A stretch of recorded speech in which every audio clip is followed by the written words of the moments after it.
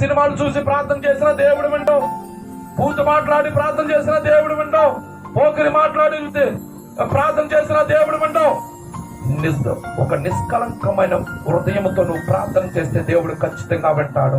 నువ్వు దేవుడిని అడుగుతున్నావు, అది పొందుకునే దేవుడు కృపిస్తాడు. విశ్వాసంలో బలహీనుడువా అడుగు, దేవా నా విశ్వాసాన్ని బలపరచు, దేవా ఎందుకో నేను బాగానే ఉంటున్నాను, ఏదైనా వస్తే పడిపోతున్నాను ప్రభా, ఏదైనా వస్తే నీ నుండి దూరం అయిపోతున్నాను ప్రభా అని క్షమించమని దేవుణ్ణి అడిగి బలమైన విశ్వాసంలో నిలబడే శక్తిని అడగండి. అదృశ్య దేవుడు చూసి కృపిస్తాడు దేవుడు మనకి. ఒక రోజున నువ్వు ఆ విశ్వాసమే నిజంగా నీకు ఈ రోజున ఆ దేవుడు దృశ్యంగా లేడు, అదృశ్యంగా ఉన్నాడు.